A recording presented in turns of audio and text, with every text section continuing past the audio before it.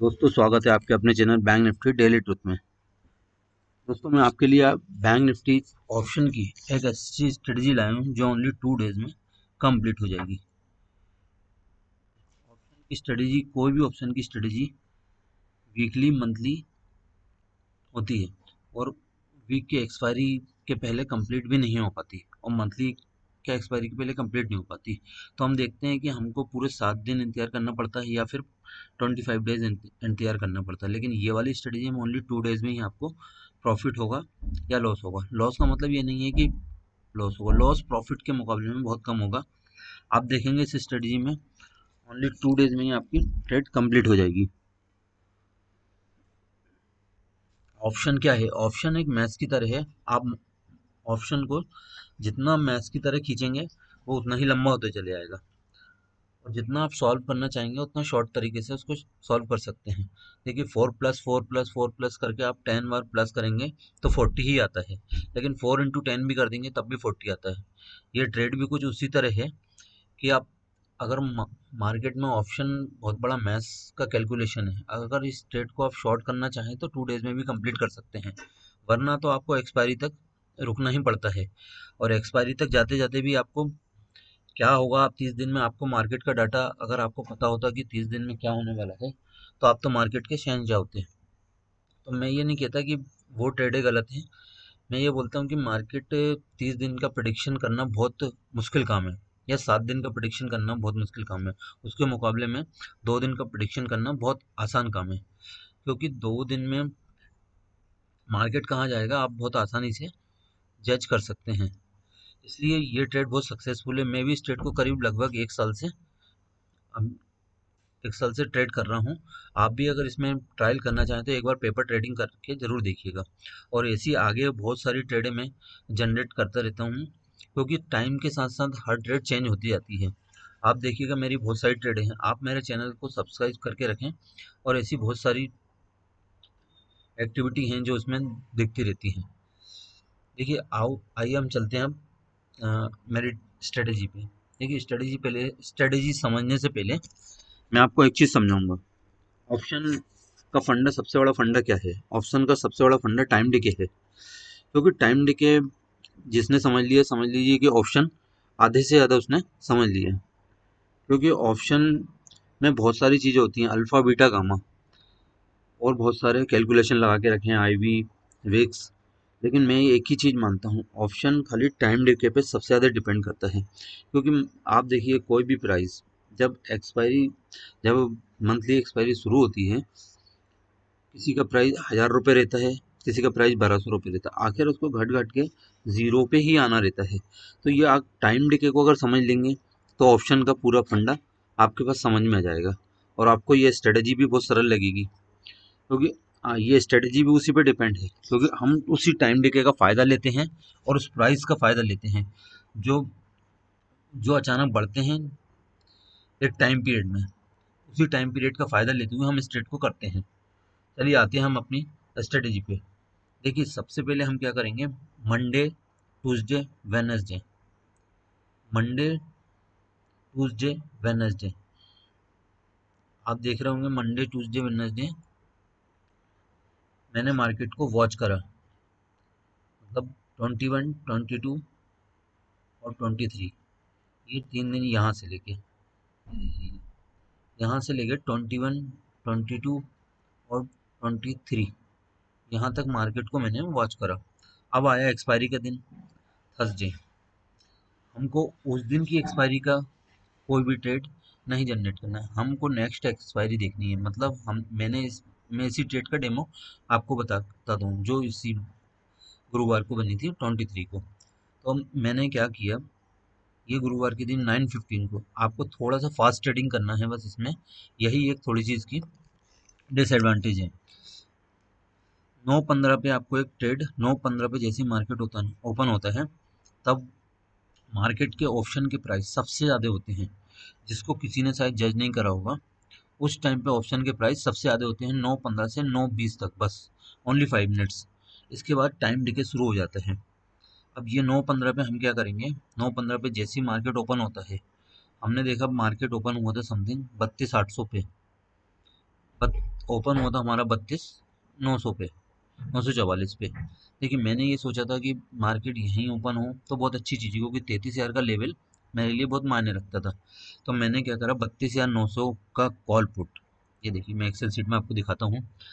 ये गुरुवार का दिन था, 9:15 से 9:18 के बीच में,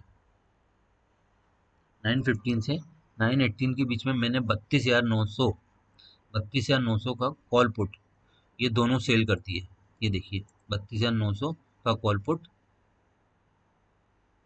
सेल कर दिया। ओके, इसके बाद मैंने क्या किया, जो मेरा एक रेजिस्टेंस था आगे 33,500, तो मैंने उसके आगे कम से कम मुझे 700 पॉइंट आगे लेना था। तो मैंने यहाँ से करीब, यहाँ मुझे 900 पॉइंट का एक प्राइस अच्छा मिल रहा था, तो मैंने 33,800 का कॉल बाय कर लिया, 33,800 का कॉल बाय कर लिया। और इसके पीछे मेरे को 32,500 पे एक सपोर्ट मिल रहा था, तो मैंने यहाँ भी मुझे 700 पॉइंट पीछे आना था, तो मैं करीब 32,200 का एक पुट बाय कर लिया। देखिए ये मेरी ट्रेड थी, 32,900 का कॉल पुट सेल, 32,800 का कॉल बाय और 32,200 का पुट बाय। लेकिन इस ट्रेड में बस एक ही चीज़ का ध्यान रखना है कि हमें 9:15 से लेकर 9:18 तक ट्रेड को बनाना ही बनाना है, क्योंकि यही एक टाइम रहता है जब सबसे ज़्यादा प्राइस रहते हैं। हाँ, आप 32,900 का कॉल पुट सेल पहले कर दें, क्योंकि इसमें और इसमें टाइम का कुछ फ़र्क हो सकता है, तो ये टाइम हमको कम में मिलेगा तो बेटर है हमारे लिए। तो हम ये चाहेंगे कि 32,900 का कॉल और पुट पहले सेल हो जाए, उसके तुरंत बाद ही हमको 33,800 का कॉल बाय और 32,200 का पुट बाय किया मैंने।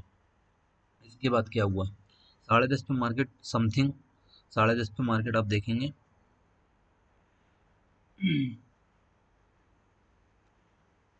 10:30 पे मार्केट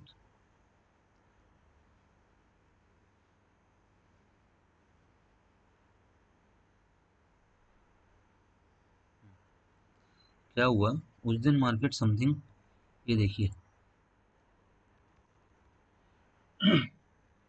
9:45 को ही 32,190 के पास पहुंच गया, जहां मैंने सोच के रखा था 33,190 के पास पहुंच गया, 33,190 के पास पहुंच गया। अब 33,190 के पास मार्केट जैसे ही पहुंचा, तो भाई मेरा क्या पोजीशन आई कि मार्केट कंटिन्यू बढ़ रहा है, और ये जनरली होता ही है एक्सपायरी के दिन, मार्केट ओपन होने के बाद 200 पॉइंट, 150 पॉइंट, 200 पॉइंट ऊपर या नीचे जाता ही जाता है। तो आपको क्या करना है, आपको मार्केट जैसे ही ऊपर गया 9:45 पे, तो आपको अपनी पुट को शिफ्ट कर देना है। 32,200 की जो पुट थी आपने, 32,200 की पुट को एग्जिट करके 32,600 की पुट को बाय कर लेना है।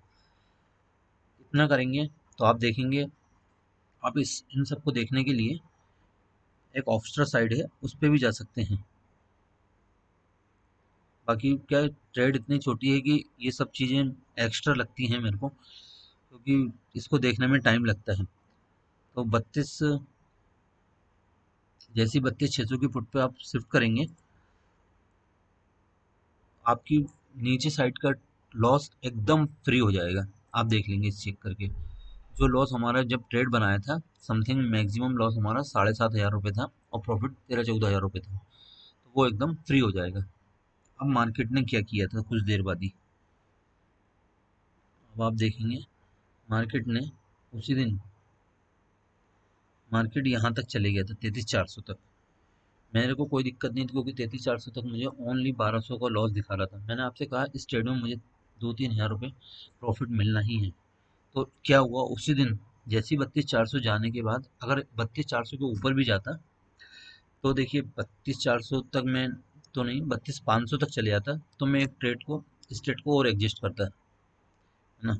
लेकिन मैंने कुछ नहीं किया, 32,400 तक गया और मार्केट यहाँ से नीचे आने लगा। जैसे ही मार्केट यहाँ से नीचे आने लगा, 33,000 जैसे ही आया, आप देखेंगे मेरी ट्रेड में 2-2.5 हज़ार रुपये प्रॉफिट दिखने लगा।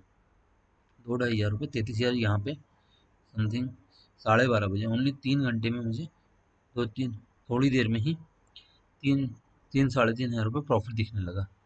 मैंने उस प्रॉफिट को ले लिया और एग्जिट कर दिया। हाँ, अगर मार्केट कंटिन्यू ऊपर जाता तो ज़्यादा से ज़्यादा हमें क्या होता, 1,200 का लॉस। आप देखेंगे, हाँ इसमें भी हम कुछ कर सकते थे, एक डेबिट स्पिरिट बना सकते थे, जिससे हमारा ऊपर का लॉस एकदम सीमित हो जाता। हम 33,800 के समथिंग एक डेबिट हम 34,000 के आसपास एक डेबिट स्प्लिट बना सकते थे मार्केट ऊपर जाने पे।